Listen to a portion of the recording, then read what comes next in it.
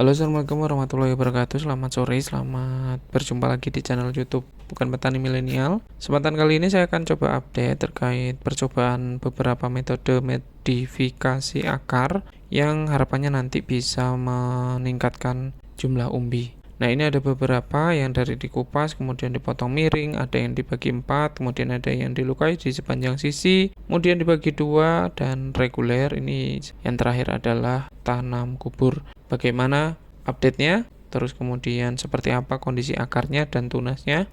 Ikuti terus video ini ya.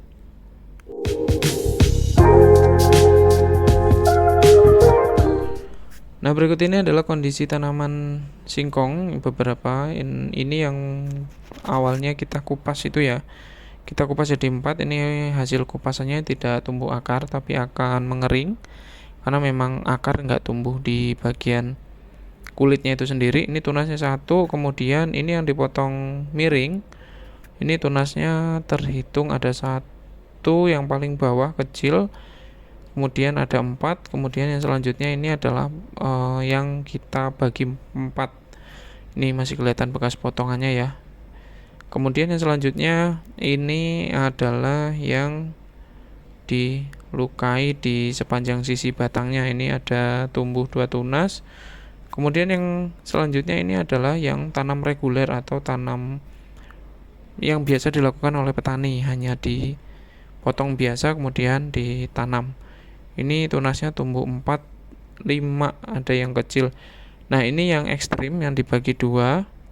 Ini enggak tumbuh ya rekan-rekan semuanya, jadi jangan dilakukan kalau memang nanti ingin dicoba. Jika dibelah menjadi 2, ini batang akan kering. Nah, yang terakhir adalah tanam kubur. Ini ada gulmanya juga mulai tumbuh. Ini tumbuh 2 karena tunasnya waktu itu batangnya yang kita potong ini adalah pendek. Nah, kondisinya adalah terlihat ternyata yang kita kupas itu akarnya paling banyak ya rekan-rekan semuanya. Terlihat nih, memang dia nggak tumbuh dari kulit yang sudah kita kupas, tapi memang tetap tumbuh dari jaringan yang masih utuh, kemudian tumbuh akar. Nah, kemudian ini yang tanam miring. Untuk potong miring jumlah akarnya juga cukup banyak, sedangkan yang dipotong jadi 4 ini justru akarnya nggak kelihatan. Mungkin apa di bagian yang dalam, yaitu di sisi sebelah sana ada sedikit nih, ada 1 akar utama yang sudah bercabang. Kemudian yang dilukai ini bekas perlukaannya juga masih kelihatan, akarnya relatif cukup banyak. Kemudian nah ini ya, ada bekas lukanya masih kelihatan. Kemudian ini yang reguler atau yang biasa petani tanam pada umumnya tanpa diapa-apain, dipotong biasa. Dan ini adalah yang dibelah jadi 2. Ini kering ya, nggak bisa tumbuh batang singkongnya. Dan yang terakhir ini adalah yang ditanam kubur nih kelihatan ya akarnya. Ini beberapa jaringan yang masih benjol, ini kemungkinan nanti akan tumbuh akar tapi belum tumbuh. Di bagian atas ini juga belum kelihatan tumbuh akar, masih terlihat di ujung sebelah sana juga tumbuh akar juga sih.